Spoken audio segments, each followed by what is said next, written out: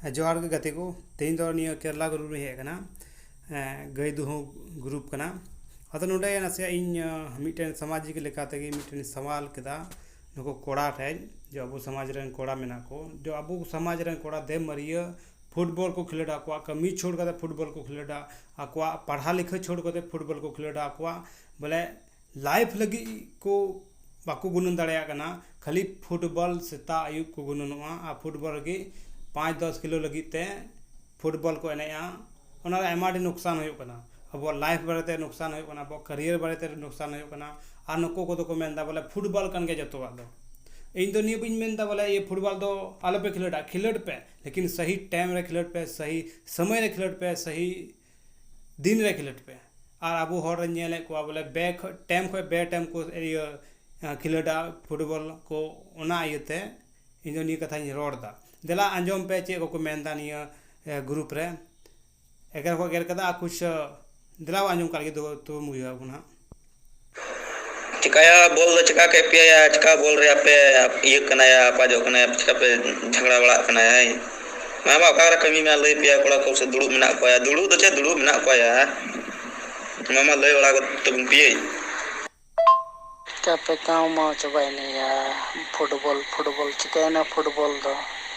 ओका ठे बड़ी ना फुटबॉल के मामोन गति लेन का तिना बढ़िया हड़मो को टिंजे कना मौजम तहना हड़ दुड़ुब कते बाम नेले पा गुमधो को तहन ओ कोई बांग बड़ा हड़ दिया चे मिता या लौड़ा धन गे बड़ा हड़ दको ठिकान गया बांग बड़ा हड़ दे मेना इया एंजॉय करना फुटबॉल ओकय दे मेना फुटबॉल दे बोले बड़ी जो कना जे हम बांग बड़ी जो कना हड़म हम कुटम बड़ी बड़ा गया हड़गी गुडू रे जतो खे एंजॉय मेनाया गुडू बुन गय कया बबुन झगड़ा जतो ख मज दया को दारे गुडू गय रे एंजॉय रे को दारे गुतु तुको का गुतु उडंग मा आर कुन्यु रे अरे जतो ख गुडू तो को तगड़ा उनको चंडियाल गुडू या मुझे तो समझ उनको चंडियाल गुडू और हमको चुटिया गुडू कुछ कटी को मजा कोई सुरे करो मुझे तो समझ उनको लट्टू गुडू तो नता चिबर उनको आंजम किताब पे बोया चेला का गलपराव कना इन नोडे समझाव रे कोशिश दा उनु आलो पे खिलड़ पे सही समय रे खिलड़ पे और नको दो इन दो एमा को बड़ी को एगर का दिया चेतान नि रता नसे इदु पे कना नसेया टेलर लका एमा बड़ी को एगर कना तो बኝ बुदु पे आंजम चोय पे ना दो नि दो थोड़ा सफा ᱧᱚᱜ गया ना ते आंजम चोय पे और नको अबो होड़ा कोड़ा सोच नेल तको मैं तान तो तो हे नको गोडो रे अडी मजा आइको कना गोडो गय रे अडी हंका निंका अडी ती दारी गोडो गय रे चे लका नि सोच कान तबुना अबो कोआ कोड़ो अबो करन कोड़ा कोआ बुझो जो बा ᱧᱟᱢᱚᱜ कना आम तो लाइफ बारे ते ले में ये जी आगे भविष्य बारे ते ले में उनी तो तानम के और गोडो बोले कोई रेंगे की बनु आवले आगे भविष्य लगी से इन आको करन गिद्र लगी से आको करन गोगो बाबा लगी से आको लाइफ लगी चे नसे गुनुन बनुआ जहां लगाते मस्ती हिजु खाय बस मस्ती को सेवा आवे चे हम अनको को सोच के अब होड़े तैनम का बुना नको अब बुन निका बुन सोच दा बांग तो निया इया दे अब समाज दो बांग लहा कना जहाना कथा दा जहाटा रोड दा ओना से बुझो जरूरी कना ओना मतलब तो बांग कना बोले जे रोड के दा ओना बड़ी रोड के दा कटे लेबे दे पे अंका पे निका पे ओना तो चलेगा आदो कोई बात बांग लेबे उनको होड़ा कमी कान गया लेबे मा आदो निया गिन मेंदा बोले सोच समझ अब होड़ रे बनुआ चे कदे रोड़ा चे लगा बई रोड़ा आ चे लगा निया ग्रुप रे रोड़ा आयमा होड़ ना को आयमा लकान निया रे चे लकान गुनुना आयमा लकान गुनुन वाला होड़ ना को लेकिन ना तरीका बाको बड़ाय नको गुनुना रोड़ा तरीका चे कन रोड़ा बई रोड़ा कैपेसिटी बनुआ इन तो खाली निया गिन मेन लेदा बोया ना से फुटबॉल चे फायदा मेना चे नुकसान मेना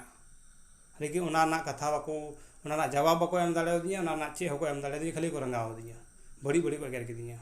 हेमा तो बोया निंका गे और ᱧᱟᱯᱟᱢᱚᱜ एटा वीडियो रे नेल में बोया चतान रे निया फेसबुक रे ऑल कदा नि ऑल कदा बोले लाइफ रे जहानम कमी खाय तो फुटबॉल आड़ा हो तमा ओकाय ऑल कदा और पे नेल कान गया आ तिनु पतरा बधिया बोले तिनु पतरा बढ़िया को कमेंट का दिया पे नेल दड़े कान गया पढ़ाव पे आपे तिनु बढ़िया मेना तीना बढ़िया बढ़िया शब्द को रोड कदा तीना नपाय नपाय कथा आ नेल पे तीना बढ़िया बढ़िया आंजो पे नहीं। मेरी राय अगर फुटबॉल खेलना है तो जम के खेलो, विशेषकर शहरी क्षेत्रों में। नहीं तो जमके के पाई करो, एक साथ दोनों नहीं कर सकते हैं। Folded hands, folded hands, folded hands.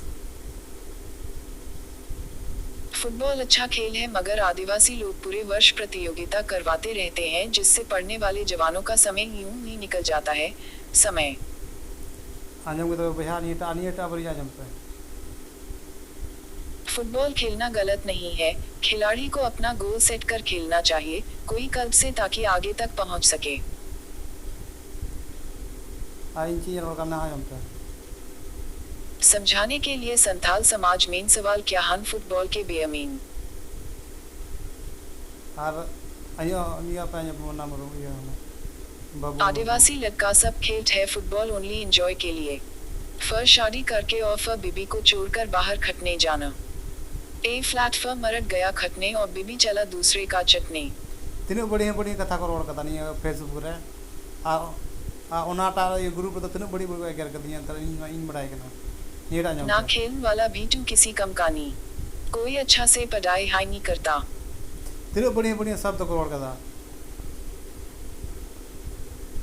Football खेल के कोई दिक्कत नहीं है, बट अपना आम लगा के खलना चाहे। कोई कलबा से टैकी इंटरनेशनल गेम तक का साफा कर सके। नेल पे भैया तीना बढ़िया बढ़िया कथा को शब्द को रोड का दिया, लेकिन ओना ग्रुप रे दे मरियो को एगर कर दिया, लेकिन ओना ग्रुप रे को मिठेन हर समझदार बन नेल ले को। आ ये फेसबुक रे जितना भी को कोड़ा मेना को नेल को तीना बढ़िया बढ़िया कथा शब्द को मेन का दिया, तीना बढ़िया बढ़िया और उंडे उंडे बोले चित ना हो मिटेन कथा नामो कना। आ ओना ग्रुप रे तो लेलहा ग्रुप कना को मिटेन बोका ग्रुप पढ़ा लेखा बेवकूफ ग्रुप ना ओना तो बोले आ उनका बेवकूफ ग्रुप कना को ओना ये व्हाट्सएप ग्रुप रे बोले बुझो सुझो बनुआ बाको रोड पे कोई फायदा बांग। निया भी वीडियो बनावा भैया आलो पे आसकितोआ निया सामाजिक समझाव तो आयमा डी मेहनत लगा कना और